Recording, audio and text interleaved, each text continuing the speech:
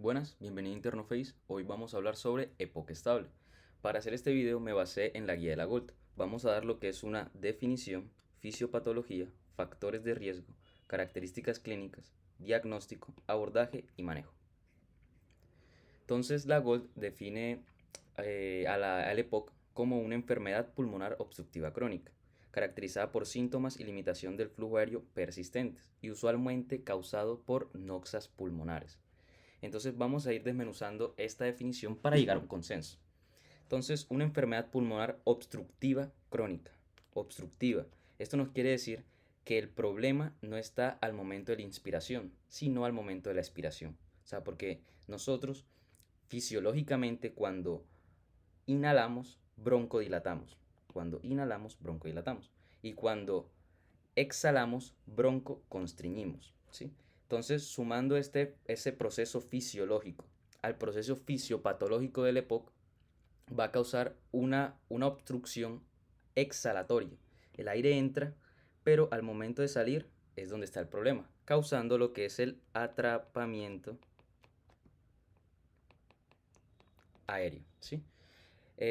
Siguiendo con la definición, caracterizada por síntomas y limitación del flujo aéreo persistente. Esta palabra es clave porque esta palabra básicamente nos da la capacidad de diferenciarla de otra enfermedad obstructiva crónica como lo es el asma. El asma es una enfermedad donde hay unos síntomas y una limitación del flujo aéreo variables. En cambio, en el EPOC siempre va a estar el atrapamiento aéreo y siempre va a estar los síntomas. Y usualmente es causado por la exposición a noxas pulmonares. Cuando me refiero a noxas, me refiero a estas tipo de toxinas, como por ejemplo la exposición a tabaco o la exposición a biomasas, ¿sí? Además de esto, el EPOC le da,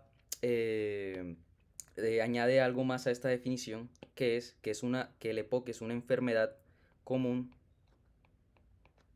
prevenible y tratable. Entonces es común, es bastante prevalente, prevenible, la podemos prevenir evitando la exposición a estas noxas pulmonares, al tabaco, a las biomasas, y es tratable más no curable. Es decir, nosotros no podemos curar el EPOC. Una vez te diagnostican EPOC, vas a tener EPOC toda tu vida, pero vamos a poder tratarla, tratar los síntomas y tratar las exacerbaciones. Entonces, el EPOC va a tener tres procesos fisiopatológicos clave. El primero, la fibrosis, muy importante. El segundo, el aumento de la producción de moco. Y cuando hablo de esto me refiero a bronquitis crónica. Y el tercero es el enfisema. Antes se pensaba que los pacientes con EPOC únicamente tenían o bronquitis crónica o enfisema. Sin embargo, actualmente se sabe que los pacientes con EPOC comparten esos dos procesos fisiopatológicos y uno que otro en mayor medida, ¿sí? Entonces, ¿qué es lo que sucede? Como decíamos en la definición, la exposición a noxas respiratorias van a causar, uno, activación del epitelio, y esto va a causar un aumento de los factores de crecimiento, como por ejemplo el TGF beta, que va a causar lo que es la fibrosis peribronquial, que el colágeno, como sabemos, no se estira. Entonces esto es lo que va a causar es la obstrucción permanente, ¿sí? Entonces, por esta es la razón por la que los pacientes presentan esta obstrucción permanente. Los otros procesos fisiopatológicos son secundarios a un reclutamiento de células inflamatorias, como por ejemplo los neutrófilos, los macrófagos, los linfocitos, que a su vez van a causar un aumento de las citoquinas proinflamatorias, y esto va a llevar a una hipertrofia de las células caliciformes e hiperproducción de moco, causando la bronquitis crónica. Entonces, sumándole la fibrosis bronquial, sumándole a lo que es la hiperproducción de moco, esto básicamente va a causar una limitación en el flujo respiratorio, ¿sí? En el flujo de aire. Y el otro proceso fisiopatológico, como mencionaba, era también secundario a este proceso proinflamatorio, de liberación de citoquinas y reclutamiento de células proinflamatorias, que van a causar un aumento de las proteasas. Asas quiere decir lisis, entonces son proteínas que degradan otras proteínas, como por ejemplo proteínas o componente elástico en nuestro parénquima pulmonar y va a haber una disminución de los inhibidores de las proteasas. Entonces va a haber una desregulación entre las proteasas y las antiproteasas, llevando básicamente a la destrucción de la pared alveolar, causando lo que es el enfisema. La destrucción de la pared alveolar va a causar lo que es una dilatación alveolar, evitando que el alveolo eh, pueda volver a este estado normal de él y no va a poder expulsar el aire, ¿sí? Entonces son estos tres procesos fisiopatológicos que ocurren en el EPOC y antes, como mencionábamos, se pensaba que los pacientes únicamente tenían o bronquitis crónica o enfisema, sin embargo actualmente se sabe que comparten ambos procesos fisiopatológicos. Algo más que quiero agregar es que la exposición a noxas pulmonares va a causar la activación del epitelio y esto va a causar el aumento de los factores de crecimiento. Entre ellos, como mencionaba, el TGF-beta, que va a causar una disminución de los receptores beta-adrenérgicos. Esta disminución de los receptores beta-adrenérgicos lo que va a causar es que los pacientes con EPOC no van a responder muy bien a los beta-2 agonistas, como por ejemplo el salbutamol. Estos pacientes no van a responder muy bien a estos medicamentos secundario a la disminución de los receptores beta-2 adrenérgicos. Entonces, una vez vimos lo que es la fisiopatología, vamos a definir qué es la bronquitis crónica. La bronquitis crónica se define como una tos productiva por 3 meses en 2 años seguidos, ¿sí? Esta tos productiva es secundaria a la hiperproducción de moco. Y el enfisema lo podemos clasificar en 3. Está el enfisema centrolobulillar, está el enfisema paraseptal y el enfisema parancinar. Básicamente nosotros tenemos lo que son acinos pulmonares, ¿sí? Que son como un racimo de alveolos, un montón de alveolos. Entonces, dependiendo en dónde ocurra la destrucción de las paredes alveolares, podemos decir que pueden ser o centrolobulillares o paraseptales o panacinares, o sea, en la totalidad. Entonces, el más común de todos es el centrolobulillar. Este es el más común y se relaciona mucho con la exposición al cigarrillo. Entonces, los pacientes ancianos con mucha exposición a cigarrillos y que tengan un compromiso más que todo en la porción superior del pulmón, seguramente van a tener un enfisema centrolobulillar, donde el problema va a estar en la parte proximal del acino o en la parte central. El otro es el paraseptal.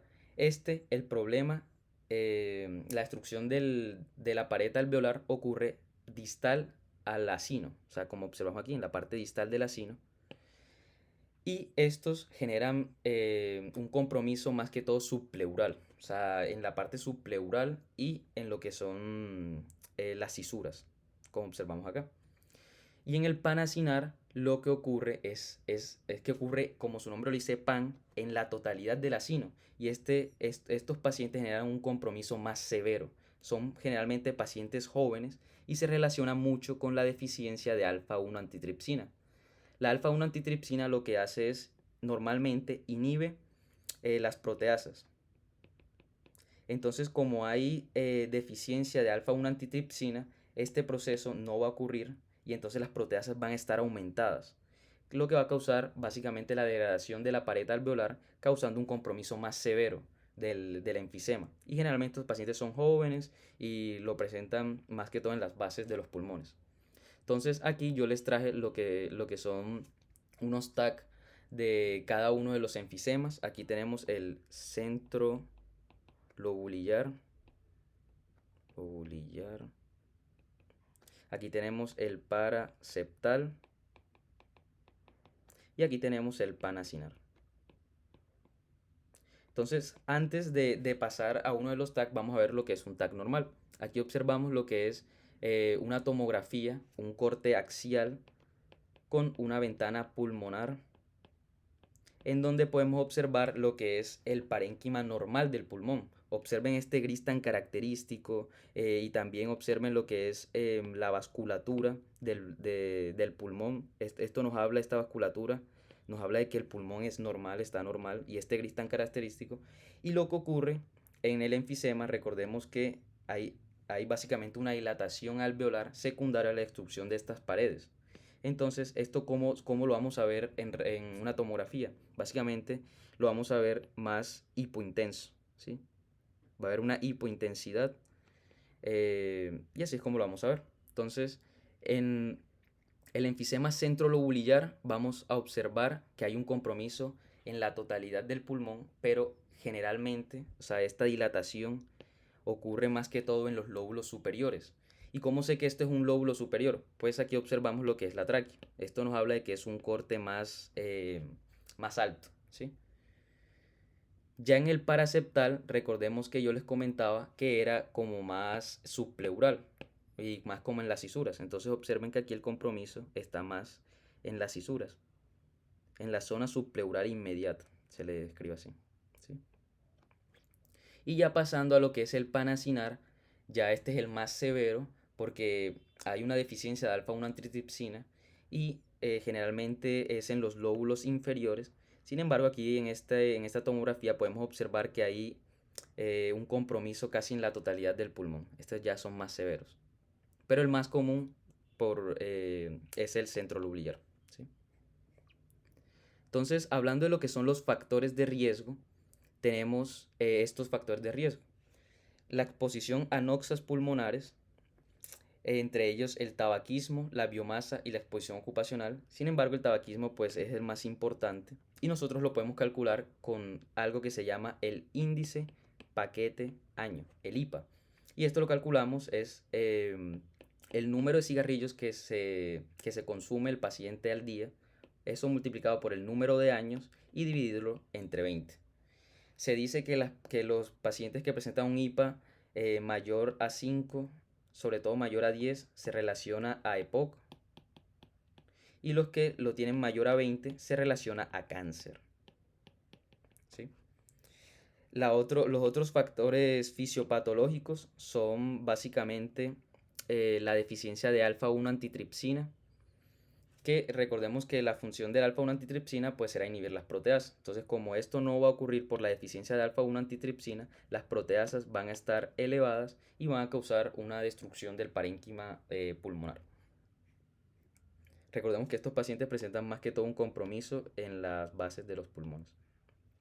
Y las otras son las anomalías en el crecimiento y desarrollo pulmonar. Estos pacientes, los pacientes que tienen infecciones pulmonares recurrentes, sobre todo la tuberculosis es muy importante, y el nacimiento prematuro. Estos son los factores de riesgo para el que los pacientes desarrollen EPOC. Ya lo que son las características clínicas, vamos a tener síntomas cardinales. Son síntomas que van a estar presentes en el EPOC, como cuáles, como la tos crónica, la expectoración y la disnea. Estos son los tres síntomas cardinales: tos crónica con expectoración y disnea. Y al examen físico, a la inspección, vamos a ver que el paciente va a estar taquipnéico, vamos a ver algo que se llama un tórax en tonel, ¿sí? Que esto es secundario al atrapamiento aéreo. Recordemos que el paciente epocoso no tiene problema al inspirar, sino al expirar. Entonces, como el paciente inspira, pero no puede sacar aire, entonces esto básicamente va a causar que el aire se acumule en el tórax, causando lo que vemos aquí en pantalla, que es el tórax en tonel, que hay un aumento del diámetro anteroposterior del tórax del paciente. Y esto básicamente es porque hay mucho aire atrapado ahí, por el atrapamiento aéreo secundario. Lo otro es la respiración con labios fruncidos, como observamos en esta paciente, que necesita ejercer una presión para expulsar el aire. Entonces estos pacientes se ha visto que respiran de esta forma, con labios fruncidos. A la palpación, el frémito táctil va a estar disminuido. Recordemos que la vibración no se transmite muy bien en el aire, entonces como estos pacientes están llenos de aire, básicamente al pedirle que diga 33, esta vibración no se va a transmitir muy bien en el aire, entonces va a haber una disminución del frémito táctil. A la percusión, pues recordemos que el sonido sí se transmite muy bien en el aire, entonces va a haber hiperresonancia. Y a la auscultación vamos a auscultar roncus y sibilancias, secundario a la obstrucción del flujo aéreo. El diagnóstico se va a basar, uno, en la sospecha clínica. Nosotros sospechamos un paciente mayor, más de 60 años, que presente disnea, tos productiva, tos crónica productiva, que presente tórax en tonel, hiperresonancia, y pues esto sumándole a que presente factores de riesgo, como por ejemplo la exposición a biomasas o el tabaquismo, que nos indique que el paciente puede llegar a tener EPOC. Pues una vez esto, nosotros le mandamos una espirometría pre y post broncodilatadora. ¿Y qué vamos a ver en la espirometría? Vamos a ver un patrón obstructivo, es decir, un FEP1 sobre FBC menor a 0,7 o menor a 70%. ¿Sí? Y aquí hay algo clave, que es no reversible. O sea, el patrón es no reversible. Y esto no los diferencia del asma. El asma, recordemos que uno le pedía una espirometría pre y post broncodilatadora y el paciente revertía. Sin embargo, estos pacientes no revierten. Ya los paraclínicos que le vamos a mandar a los pacientes va a ser uno, el hemograma, en donde vamos a ver una anemia o una policitemia. La policitemia me habla más que todo de una hipoxemia crónica. ¿Por qué? Porque cuando nosotros fisiológicamente estamos expuestos a una hipoxemia crónica, nuestro riñón básicamente lo que va a hacer es que va a producir eritropoyetina. Y esta eritropoyetina va a aumentar la producción de glóbulos rojos. Entonces el paciente va a tener más glóbulos rojos y va a tener policitemia. Y esto es secundario a la hipoxemia crónica.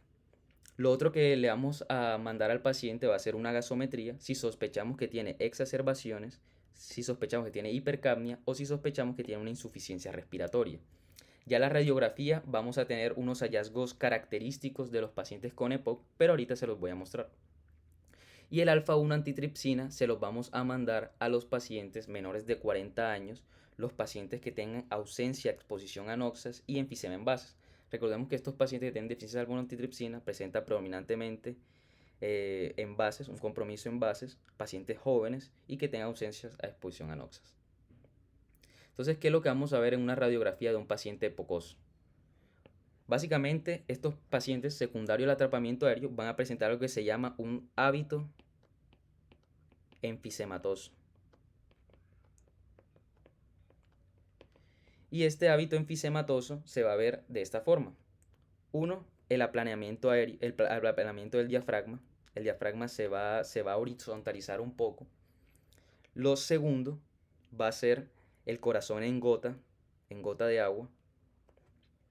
Y lo tercero es la hiperinsuflación, que esto básicamente va a aumentar el espacio el espacio intercostal, va a haber un aumento del espacio intercostal y el tórax se va a ver más radiolúcido, o sea, más negro, lo vas a ver más negro. Secundario a la hiperinsuflación, como hay un atrapamiento aéreo. Lo otro es que en la radiografía lateral vamos a observar un aumento del diámetro antero-posterior, secundario al atrapamiento aéreo. Ya hablando de lo que es el abordaje, o sea, cómo vamos a abordar a un paciente hipocoso, va a ser uno, vamos a evaluar lo que es la severidad de la obstrucción, dos, evaluar la severidad de los síntomas y tres, ver el riesgo de exacerbaciones. Entonces, la severidad de la obstrucción vamos a evaluarla con la GOLD. El GOLD nos da esta clasificación que es GOLD 1, GOLD 2, GOLD 3 y GOLD 4. GOLD 1 va a ser aquellos pacientes con una obstrucción leve que tengan un FEP mayor o igual al 80% del predicho. El GOLD 2 va a ser una obstrucción moderada, aquellos pacientes que tengan de 80 a 50 del FEP1, o sea, del valor predicho. El GOLD 3 va a ser aquellos pacientes con una obstrucción grave de 50 a 30. Y ya el GOLD 4 va a ser muy grave con una FEP1 menor a 30 del predicho. La severidad de los síntomas lo vamos a evaluar con estas escalas que son la MMRC, que me va a evaluar lo que es la disnea. La MRC la podemos clasificar en cuatro. Uno, la 0 es los pacientes que tengan disnea básicamente al realizar ejercicios intensos. La 1 es aquellos pacientes que presentan disnea al subir las escaleras. La 2 van a ser los pacientes que presentan disnea y no van a poder seguirle el paso a los pacientes o a las personas de la misma edad. El tercero va a ser los pacientes que tengan disnea al caminar 100 metros en un terreno llano. Y el cuarto va a ser pacientes que presentan disnea al realizar pocos esfuerzos, como por ejemplo vestirse o salir de la casa. Aquí cabe aclarar que una diferencia que tiene el MMRC con la NIJA, que la NIJA también es una clasificación de disnea, pero en falla cardíaca. La NIJA tiene una disnea en reposo. En cambio, observen que la MRC no tiene disnea en reposo. ¿Sí? Esta es como una diferencia, por si le llegan a preguntar. Y ahora, hablando de lo que es la CAT, es otra forma de evaluar lo que son los síntomas y esta ya utiliza, no solo utiliza la disnea, sino utilizan varios síntomas, como por ejemplo lo que es la tos, como por ejemplo lo que es la expectoración, la opresión torácica, cómo duerme el paciente, si tiene mucha o poca energía. Y así podemos hablar varios síntomas. Esta es la que más se recomienda debido a que evalúa más síntomas. Sin embargo, también podemos utilizar la MMRC. Ya ahora lo que vamos a hacer, una vez que evaluamos la obstrucción y evaluamos lo que son los síntomas, vamos a clasificar a mi paciente en un grupo A, grupo B, grupo C o grupo D. Y va a depender de ciertas características. En el eje de las Y vamos a tener lo que son las exacerbaciones. Los pacientes con pocas exacerbaciones van a ser pacientes que tengan de 0 a una exacerbación sin hospitalizaciones. Y esto lo vamos a ubicar en el grupo A o en el grupo B. Los pacientes con muchas exacerbaciones van a ser pacientes que presenten más de dos exacerbaciones sin hospitalizaciones o una exacerbación con hospitalización. Y esto lo vamos a ubicar en el grupo C o en el grupo D. Y esto va a depender pues de los síntomas. O sea, si el paciente tiene pocos síntomas, es decir, si tiene un MRC de 0 a 1 y tiene pocas exacerbaciones, lo vamos a ubicar en el grupo A. Si el paciente tiene muchos síntomas, es decir, tiene un MRC mayor o igual a 2 o un CAT mayor a 10 y tiene pocas exacerbaciones, vamos a ubicarlo en el grupo B. Los pacientes que tienen muchas exacerbaciones, es decir, que tienen mayor o igual a 2 exacerbaciones sin hospitalizaciones o una exacerbación con hospitalización y tiene pocos síntomas, lo vamos a ubicar en el grupo D, C. Y los pacientes que tengan muchos síntomas y muchas exacerbaciones, lo vamos a ubicar en el grupo D. Y esto, ¿por qué los clasificamos así? Porque de esto va a depender nuestro manejo farmacológico. Los pacientes en el grupo A van a tener un manejo farmacológico diferente a los del grupo B, grupo C y grupo D. Entonces, esto es muy importante. Después vamos el manejo no farmacológico va a ser vital. Uno, cesar la exposición a noxas pulmonares. Si el paciente fuma, tiene que dejar de fumar. Si el paciente cocina con leña, tiene que dejar de cocinar con leña. Lo otro es el ejercicio, muy importante. Y las vacunaciones. El paciente se tiene que vacunar contra el neumococo si tiene más de 65 de 13 valencias, si tiene menos de 65 años, la de 23 valencias. También se tiene que vacunar contra la influenza y contra el COVID. Esto es muy importante. Y casi que lo más importante del manejo no farmacológico es la rehabilitación pulmonar. ¿Sí? Esto es muy importante. Ya el manejo farmacológico va a consistir en, como les mencionaba, en cómo clasificamos a nuestro paciente. Si el paciente está en el grupo A, grupo B, grupo C y grupo D. Y vamos a utilizar básicamente dos grupos de medicamentos. Vamos a utilizar uno, los beta 2 agonistas y dos, los anticolinérgicos. Entonces, los beta 2 agonistas van a ser de corta y de larga acción. Los de corta acción lo vamos a llamar SABA y los de larga acción lo vamos a llamar LABA. Entonces, dentro de los de corta acción, de los beta 2 agonistas de corta acción está el fenoterol, el salbutamol y la terbutalina. Y dentro de los de larga acción, los beta agonistas de larga acción, está el formoterol, el indacaterol, el salmeterol. Y los anticolinérgicos lo podemos dividir también de la misma forma, en los de corta acción y los de larga acción. Los de corta acción van a ser los SAMA. El exponente principal es el bromuro de ipratropio. Y los de larga acción van a ser el glicopirronio, el umeclidinio, también el bromuro de tiotropio. Estos van a ser como los principales. Entonces, si mi paciente está en el grupo A, es decir, tiene pocas exacerbaciones y pocos síntomas, vamos a aplicarle cualquier bronquilatador. O sea, puede ser un SABA, puede ser un SAMA, puede ser un LAMA, un LAVA. En el grupo B van a ser los pacientes que presenten muchos síntomas pero pocas exacerbaciones. Y a estos pacientes ya le vamos a dar lo que son LAVA o LAMA. O sea, van a ser betagonistas de larga acción o antimuscarínicos de larga acción. Ya el grupo C van a ser los pacientes que vamos a dar LAMA. En realidad, a los pacientes que tengan muchas exacerbaciones, es decir, los pacientes en el grupo C y grupo D, ya tenemos que darles LAMA, porque se ha visto que los LAMA, o sea, los antimuscarínicos de larga acción, como por ejemplo el clopirronio, el tiotropio, el umeclidinio, disminuyen, disminuyen lo que son las exacerbaciones. Y esto es muy importante, ¿sí? Entonces, el grupo C le vamos a dar LAMA. Y al grupo D le vamos a dar LAMA. Y si vemos que el paciente no mejoró con LAMA, pasamos a LAMA más LAVA. Y si no, vemos los eosinófilos. Si los eosinófilos están igual o mayor de 300, podemos pasar a utilizar corticoides inhalados. Entonces, ¿cómo vamos a seguir el tratamiento de nuestro paciente? Vamos a ver si respondió de forma apropiada al tratamiento. Si es así, lo mantenemos. Si no, vamos a ver si el problema son o la disnea o las exacerbaciones. Si es la disnea, vemos si el paciente está usando LAVA o LAMA y si es así, utilizamos ambos. Si no, consideramos cambiarle el inhalador o investigar otras causas de disnea. Después vamos a utilizar lo que es, vamos a ver lo que son los eosinófilos. Si el paciente tiene unos eosinófilos mayor o igual a 300, consideramos darle corticoides inhalados.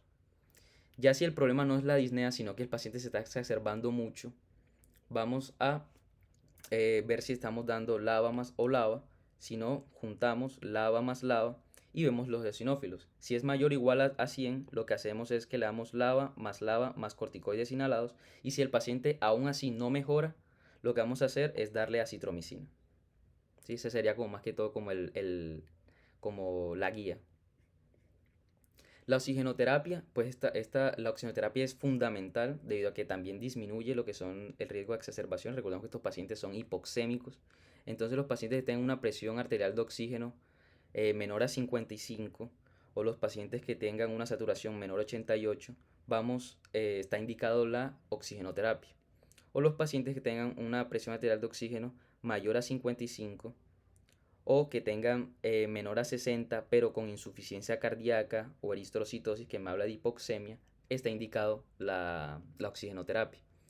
Y pues mi meta va a ser de entre 88%